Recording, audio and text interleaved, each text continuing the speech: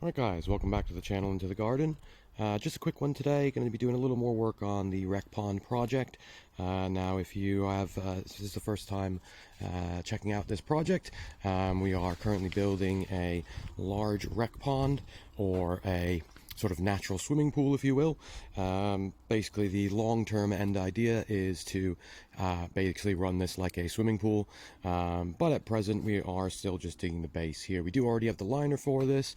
On this side here, we're going to be looking at making sort of more of a hot tub style, contemporary style. So it's only going down to about sort of 2.5, 3 foot depth, with sort of bench seating all along the sides. Eventually going to run a some sort of water heating pump and water pump in here just to get some flow, but also kind of keep that heated, when we are looking to use it. In the middle section here, guys, this is where the plunge pool area will be. So we are currently working on getting the depth down on this.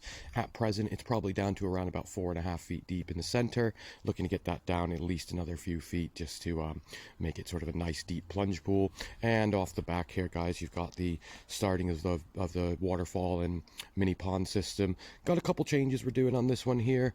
I'm going to be moving the stream bed over slightly just to get a little bit more planting room off the back here where the bar area is.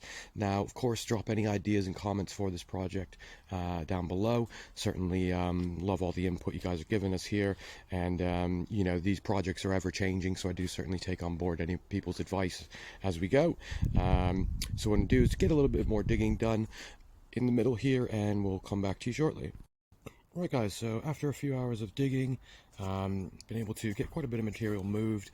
Decided to start basically a sort of a bridge idea going across here. Kind of always had this idea when planning, but it's starting to kind of make more sense now as I'm kind of going along. Use a lot of this dirt and underfill here to put on here to make this bridge a little bit wider. Not sure if I'm going to have any overflow from this side to this side, but it's still an idea that I'm toying with and something we can design in later at that point.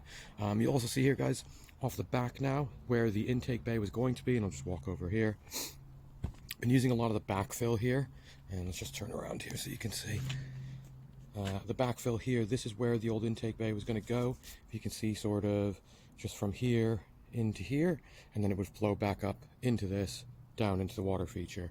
Now, I think one of the ideas is, and it also kind of helps me with material, I'm always trying not to have it much waste that I need to deal with, and pretty much all of the dirt that was in this area here I've used around the garden for various other projects, such as leveling patios and all sorts back there. So but just having a look, as you can see here, guys, now, what I'm going to actually do, if I pan down here, you can see it's about ground level with this upper pit now. So I've been able to get rid of a lot of the dirt into there. I am planning on mounding this a bit higher, so you can see, so it's already here to here, and then putting a almost top pond up there and the more centralized, so I can gain a bit more of this area here for some other plants and things.